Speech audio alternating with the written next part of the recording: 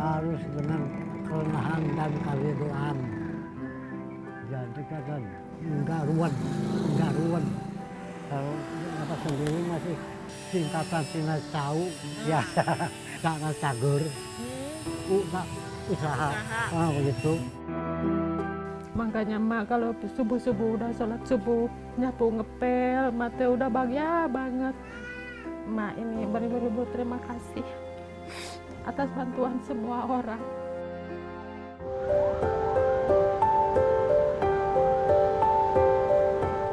Nenek, mana yang nenek rasakan sakit nih?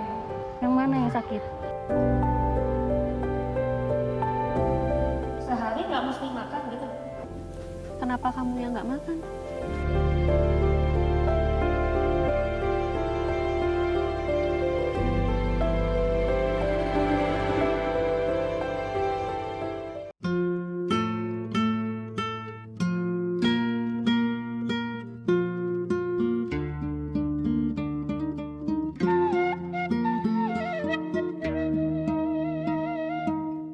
Jalan kehidupan akan selalu mengajarkan kebaikan, dimanapun kita berada. Kali ini, saya akan menggalinya di selatan Jawa Barat, tempatnya orang Sunda bermukim. Kabupaten Sukabumi adalah kabupaten terbesar kedua di Pulau Jawa setelah Banyuwangi. Sukabumi sesuai dengan namanya, tanah yang disukai. Ketika kebun dan sawah yang memberi penghidupan bertemu dengan garis pantai Laut Selatan. Sukabumi menawarkan banyak ajaran kisah kebaikan tanah Pasundan, mulai dari budaya masyarakatnya hingga sosok inspiratif yang menguatkan.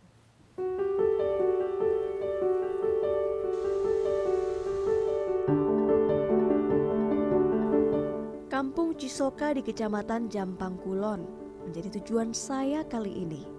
Di tempat yang berjarak 3 jam perjalanan dari jantung kota Sukabumi ini, saya melihat salah satu praktik baik yang masih dilestarikan warga setempat. Neng, tadi ya Neng. Oh, lagi apa tuh, Bu? Lagi botram Neng, lagi botram. Botram, sekeluarga gitu ini. Ini warga semua desa Cisoka, kampung Cisoka. Iya. Oh, saya boleh ikut? Boleh, Asik. silakan. Ada apa aja ini, Bu? Ada lalapnya buncis, sambalnya 2 macem. Ikan lagi. Iya. Emang sering begini, Bu, ngumpul-ngumpul? Biasanya sebulan sekali gitu. Sebulan sekali. Iya, sebulan sekali. Tetangga, keluarga. Iya, semua. keluarga. Oh.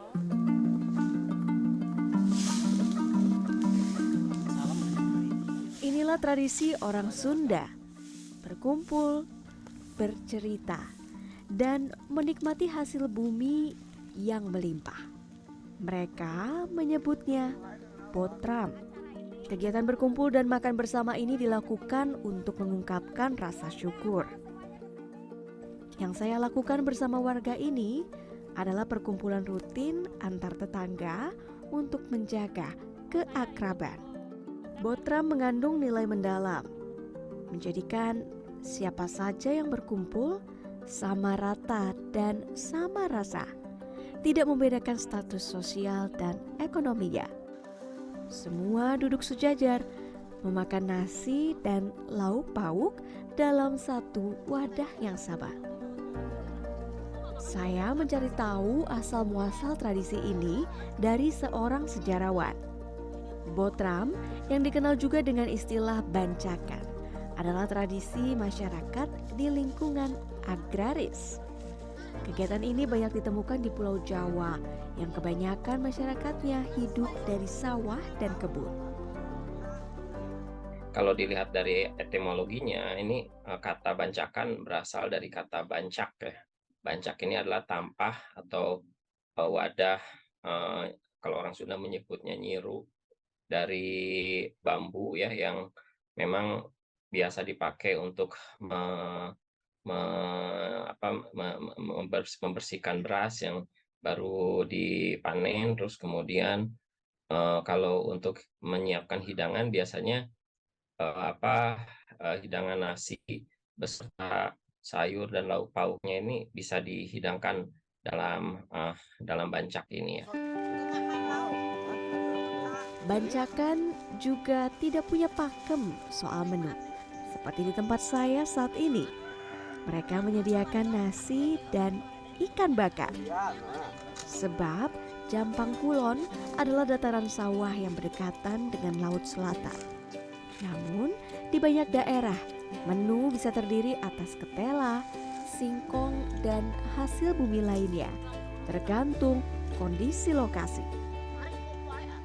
Sampai hari ini apakah kemudian ada perubahan dari tradisi yang ada gitu, karena kayaknya semakin ada modernisasi gitu ya Pak. Nah ini adakah perubahan nilai atau justru ini sesuatu yang baik gitu Pak? Ya, kalau transformasi jelas ya, bukan hanya masyarakat pedesaan atau masyarakat di wilayah perkebunan saja yang memang memiliki tradisi makan bersama atau bancakan ini ya. Tapi sekarang sudah naik ininya ya, statusnya bukan hanya di lingkungan masyarakat pedesaan. Masyarakat kelas menengah atas pun sudah sangat familiar dengan tradisi bancakan ya. Ada istilah-istilah lain seperti ngaliwet, ngabotram ya. Itu mereka sudah sangat familiar. Botram adalah gambaran kebersamaan, nilai keseharian masyarakat kita. Praktiknya sederhana, tetapi menunjukkan nilai kebaikan sejati tentang berbagi dan menjalin kerukunan. Botram mengajarkan kepada kita bahwa kebaikan memang tidak butuh aksi yang besar, tetapi bisa dimulai dari hal yang sederhana. Mbak, udah makannya Mbak? Wih, Nih, cobain. udah. Apa itu? Cuci mulutnya. Ada Oh. kue mangkok. Kue mangkok Iya. namanya. Oh ini apa bikin? Beli sendiri? Ini yang bikinnya di sana Bapak Tuban, daerah Bapak Cimanggu. tuh benci manggu. Iya. Oh, oke. Makasih ya Teh. Iya, Cobain ya. Cobain.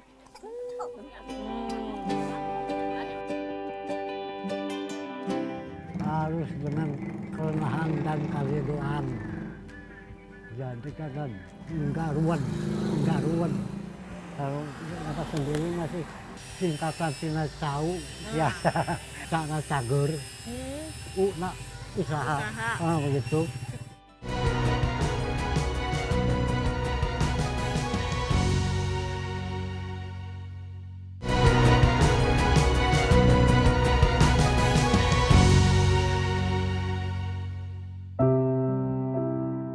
Harus dengan kerenahan dan keriduan. Jadi kan enggak ruwet. Kalau apa sendiri masih singkatan tina cau ya sangat cagur.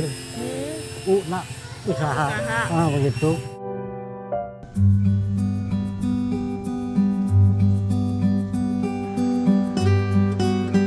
Perjalanan saya di Kabupaten Sukabumi masih berlanjut. Dari Kecamatan Jampang Kulon, saya bergeser sedikit kurang lebih 10 km ke Desa Sukamanah, Kecamatan Cimanggu. Gula 2 kilo, terigu 4 kilo, penting obat bodek. Abah. Bulan Belanja apa? ada tetangga di sini ada. Oh, macam-macam tadi saya dengar ya belanjanya. Ya. Buat apa? Kue, Kue. ya samalnya warna merah, warna hijau apa. Yang ada yang pamekah itu. Oh, bikin kue Ibu, gitu. ya. Kue apa? Apem apa namanya? Apem. Ya, namanya apa apem itu. Oh, bikin sendiri Ya, si Abah. enggak. Oh, gitu. Neneknya yang buat nama. Si nenek Ya, istrinya ya Abah. kalau saya pulang nyangkan dulu. Nyangkan aja pulang nyangkan. Oh, jadi Abah yang belanja, si nenek yang bikin kue. Ya, begitu ya, Terus begitu. tadi dijual. Ya, sudah. Saya boleh ikut nggak? Itu bikinnya gimana? Di Boleh rum- lihat? Di rumah. Di rumah? Boleh. Boleh? Boleh nanti Oh, oke. juga. Ya, boleh. Boleh ya? Saya Boleh. ikut ya. Sudah 2 tahun terakhir, Tuban, pria 97 tahun ini menjalani rutinitas membuat kue bersama istrinya, Irah. Di rumah sederhana inilah mereka tinggal berdua. 8 anak mereka telah berkeluarga dan tinggal terpisah, meski masih terjangkau jaraknya. Irah dan Tuban tak lagi muda. Syukur kehadirat Yang Maha Kuasa dipanjatkan, sebab keduanya sehat, tak punya riwayat penyakit kronis apapun. Namun Irah juga tak bisa menampik fakta bahwa tubuh rentanya terlalu letih untuk melakukan pekerjaan ini. Kue apem atau kue mangkok ini membutuhkan waktu pengerjaan yang lama dan tenaga ekstra. Ini kan bikin kue lama ya, ngudek begini. Terus ini ditunggu dulu. Nanti. Tunggu 3 jam. 3 jam? Iya. Kue mangkok itu dikukus ya? Iya. Dikukusnya berapa lama itu, Mak? Seberapa jam? 2 jam, Pak. 2 jam. Berarti bikin kue itu 3 jam sama itu 2 jam, 5 jam, Mak. Wih, nggak capek, Mak? Oh ya, nak. Capek. Mau terus-terusan jualan apa pengennya Mak enggak gitu? Pengennya mah diem di rumah. Pengen diem atuh. Nah, terus kenapa kok masih tetap Tetap secukup. Karena nggak cukup Nggak buat cukup. sehari-hari. Iya. Jadi mau nggak mau tetap jualan aja. Iya.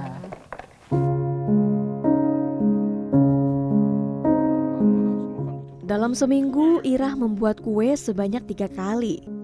Sekali pembuatan biasanya menghasilkan 150 hingga 200 buah kue mangkok. Untuk kue sebanyak itu, Irah tak bisa sama sekali meninggalkan dapur. Satu dandang bisa mengukus sekitar 20 kue. Setelah 5 hingga 10 menit, Irah harus mengangkat kue-kue yang matang dan memasukkan adonan di cetakan. Begitu terus proses bergantian hingga semua adonan termasak. Karena proses yang lama dan melelahkan itu, Irah biasa membuat kue sehari sebelum Tuban berjualan. Setiap satu kue dijual dengan harga Rp1.000. Hasil yang didapat dari berjualan dipotong dengan modal untuk membeli bahan. Itu pun jika semua kue habis terjual. Kue yang besar, banyak. Keliling. Terus biasanya ini nggak kue gitu. Di usia Tuban yang hampir seabad, wajar rasanya jika ia tak lagi sanggup berjalan jauh untuk berkeliling menjual kue. Tapi ia tetap menjalani pekerjaannya dengan penuh sukacita. Kumaha nyanyinya? Kupak, jeung jatah kayak orang mah, kalau lewe. Kalau kupak ada pakai orang berbeda dulu. Orang nggak ada. Kepada saya, Tuban bercerita, anak dan cucunya sudah sering menyuruhnya pensiun. Tanpa mengurangi rasa hormat pada saran keturunannya itu, Tuban memiliki prinsip yang membuatnya tetap berjalan sampai hari ini. Makasih ya. Kan jualan begini keliling. Iya. Nggak capek? Ya, harus dengan kerenahan dan keriduan. Jadi kadang orang ngaten tadi enggak ruwet. Kalau enggak ruwet dengan kesenangan hati mah itu apa jalan teh orang nyanyi gitu. Jadi ente ruwet. Upami dengan si nap pasti ruwet. Kenapa nggak diem aja di rumah? Kan anaknya banyak, cucunya banyak, udah pada kerja. Kan nanti ngasih abah gitu. Abah kok masih tetap jualan keliling gitu, Bah? Diem di rumah aja nggak mau? Kawan-kawan banyak lagi kepentingannya, kewajibannya. Punya anak, Bang. Incuan deh. Anaknya punya lagi incu. Anaknya bukan punya lagi incu. Kayak ini mah udah punya cucunya 26. Buyut kok punya 26. 26. Jadi mereka sudah kerja tapi keperluannya banyak. Nah, begitu. Jadi abah nggak mau ngerepotin maksudnya. Nah, begitu. Kalau dapat sendiri masih kena singkatan tina cau biasa Apa itu cau? karena cagur usaha. Begitu. Jadi kalau badan masih cager, Begitu ya, tetap usaha. biasa usaha. Jadi ini mau jualan begini sampai kapan? Sampai nggak bisa lagi? Bisa Sampai nggak cager? Nah, ya. Jadi ini masih cager ini? Alhamdulillah. Alhamdulillah. Rezeki bagi Tuban juga terus mengalir. Bukan saja dari mereka yang memborong dagangannya. Beberapa pembeli memberinya uang lebih tanpa meminta kembalian. Namun tak jarang Tuban harus membawa pulang dagangan yang tersisa karena tidak laku terjual. Tetapi Tuban tidak bersedih. Dagangan yang tersisa justru ia jadikan alat berbuat kebaikan. Kalau jualan kue sering nggak habis nggak kejual semua gitu? Ambil jalan sering dibagikan, dijariakan kalau nggak habis. Kalau nggak habis dibagikan. Ya, Emang berapa banyak kalau sampai nggak habis banyak? Banyak nggak? kalau ke 20. Ada 20. Kalau ada 20 dibagikan, dijariakan. Jadi Itu dibagiin ke siapa? siapa aja yang dekat dari sang mobil. Angkot, pulang. Nah itu sisa 20, sisa 10 itu nggak habis. Terus dikasihin gitu aja nggak rugi si Ya, Abah? ya. Nggak rugi? Enggak. Kalau kue ada 30 biasanya yang ngasih uang kayak begini, yang ngasih uang masih banyak juga. Ada gantinya usaha gusti. Jadi enggak ruwet, hati enggak bebas. Nggak begitu. Usaha gusti, si gusti yang memiliki rupiah gitu. Biar banyak juga desanya, tetapi uang sudah cukup.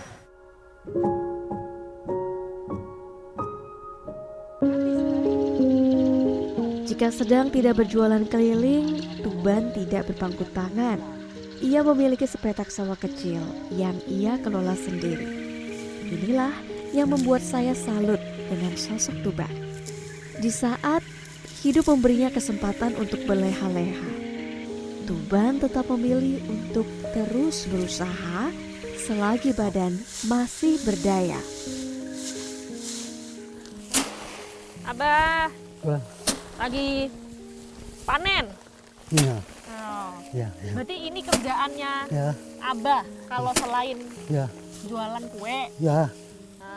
Nah, Untuk berhenti jualan, mau ke sawah, kerja, nyari padi. selain ngurusin sawah gitu ada nggak kepengenan Banyak yang lain? harapan, banyak. Nggak pengen mau beli motor, beli mobil, sawah enggak.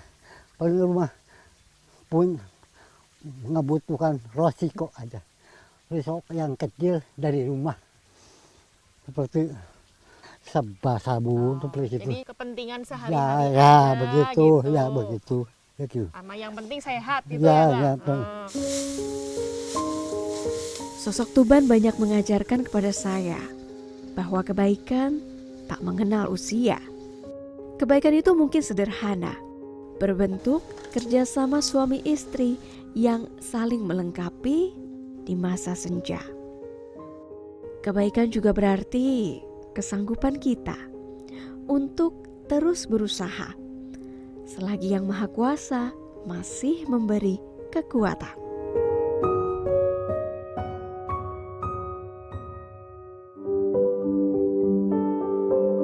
Makanya mak kalau subuh-subuh udah sholat subuh nyapu ngepel, mata udah bahagia banget. Mak ini beribu-ribu terima kasih atas bantuan semua orang.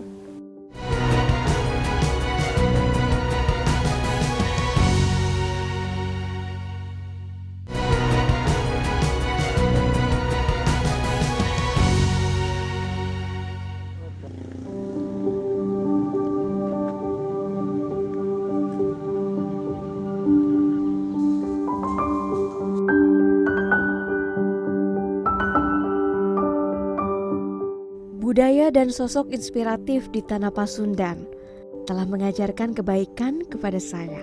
Halo, gimana perjalanan dari Jakarta? Namun, perjalanan di Sukabumi belum selesai. Ini berarti kita mau kemana nih? Kita dan juga Katiha. Kita rencananya mau nyamperin salah satu penerima donasi yang sudah 100% disalurkan dari Berbuat Baik, itu ada Ibu Omin. Nah, kita mau lihat nih Kak, uang donasinya itu tuh udah dipakai apa aja, apakah ada perkembangannya. Selain kabarnya kan Mak Omin katanya membangun rumah baru, kita mau jenguk juga nih sekarang. Oke, kita ke lihat sana. langsung rumahnya seperti apa ya. Iya, Oke, benar. Siap. Lewat sini ya kita. Oke. Kampung Cikarang Gesang, Kabupaten Sukabumi menjadi saksi perjuangan wanita tangguh bernama Omin. Ia adalah buruh harian pencari ikan sungai. Omin juga melakukan pekerjaan lain untuk menambah penghasilan. Wanita berusia lebih dari setengah abad ini berjualan sayur genjer dan masakan tutut. Hal ini harus dilakukan sebab Aep, suaminya, sakit dan tak lagi bisa bekerja. Aep mengeluhkan susah buang air kecil. Sebenarnya mereka sudah terdaftar sebagai anggota BPJS, namun biaya akomodasi dan transportasi menghalangi mereka berobat. Hanya obat herbal yang bisa disiapkan Omin untuk suaminya. Omin pun menjadi pencari nafkah bagi 5 anaknya. Rumah yang menaungi keluarga Omin juga jauh dari kata mewah. Ketika hujan datang, air dengan leluasa menembus atap rumahnya. Ibu benerin apa sih, Bu? Genteng. Ada yang bocor? Iya. Ini ya, memang Ibu yang benerin ya? Iya, keadaannya gini, Neng. Kadang-kadang ada sampah, kadang-kadang Kaget. Oh ya, aman. kadang-kadang gentengnya Oh turun. iya bener, apalagi lagi musim hujan ya, Iya. itu pasti bocor sih.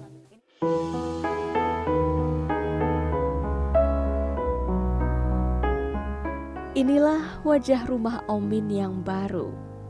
Harapan yang hanya berani diangan-angankannya kini telah terwujud.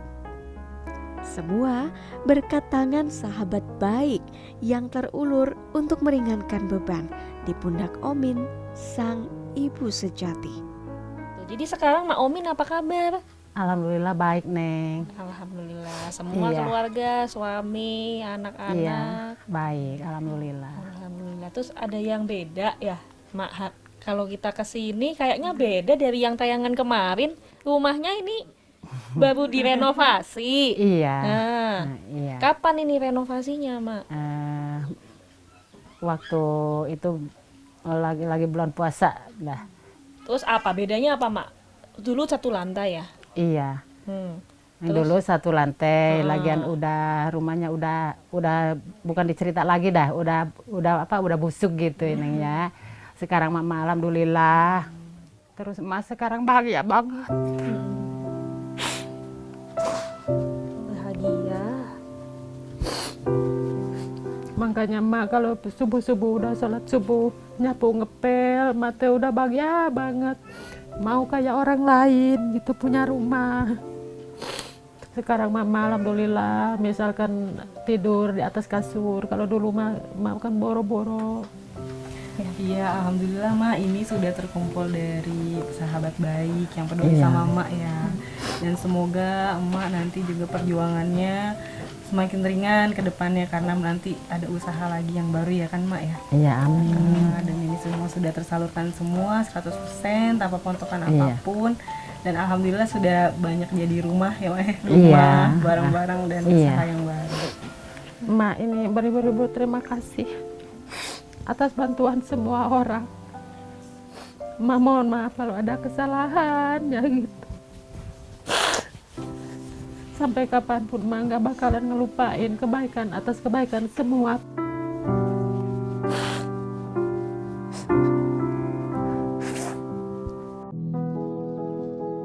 Tidak hanya rumah impian yang terwujud, Omin masih sosok yang sama setelah menerima amanah kebaikan dari sahabat baik.